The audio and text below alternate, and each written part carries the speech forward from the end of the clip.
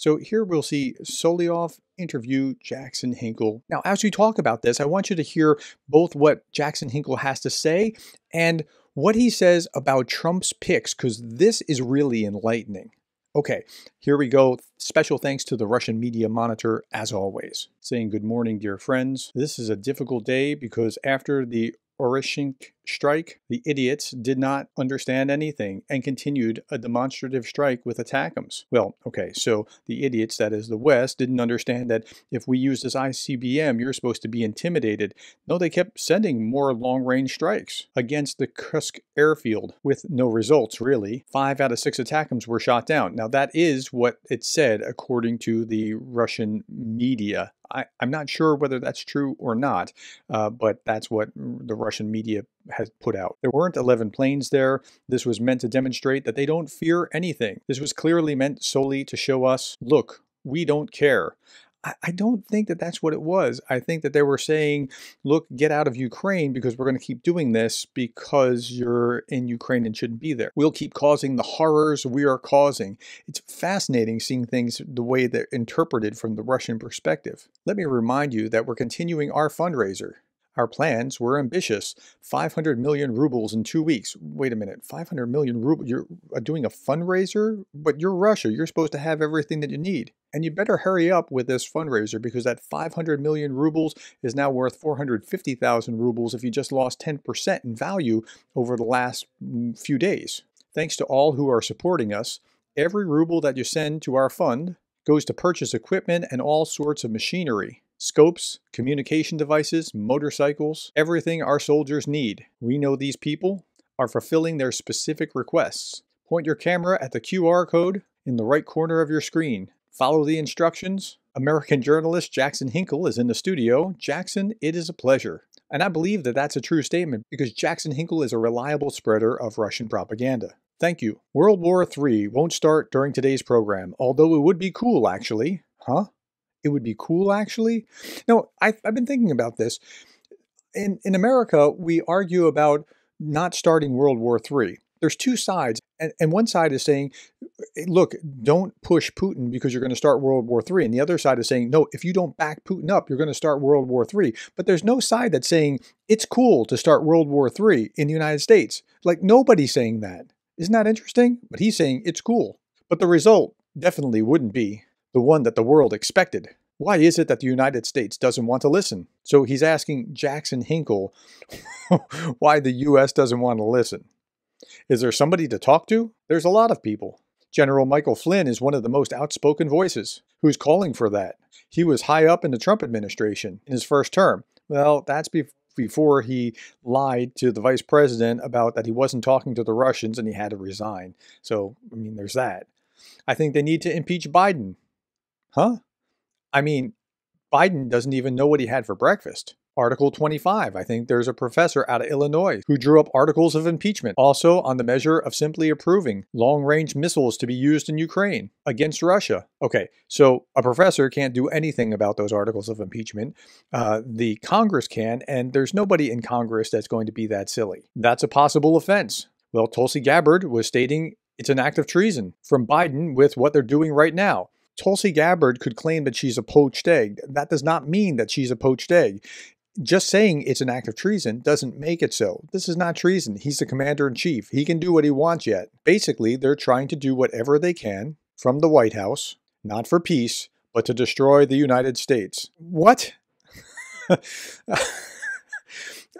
Now that's patently absurd, but that's the conversation that they're having. And Hinkle replies, and the world with them. Unfortunately, I think Tulsi is probably the only person, besides Elon Musk, in this incoming Trump administration, who's upset by what Biden is doing right now.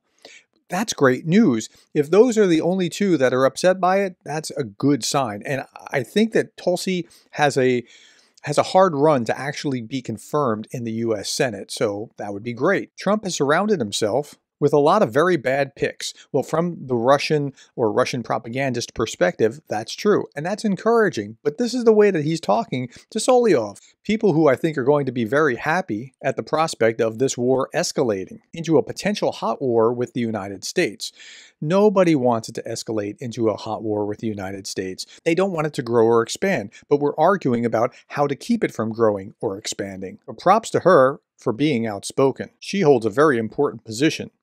Not yet in the Trump administration. Well, she might, if she gets approved, and that's what we're talking about. She's going to oversee 17 U.S. intelligence agencies, but she's just one woman. And there's a lot of bad people who are going to be taking the mantle in the White House on January 20th. So his view is that most of Trump's picks are bad for Russia because he wants what is good for Russia. Is there any chance for the American people to hear the voice of reason, to know what's actually happening in Ukraine?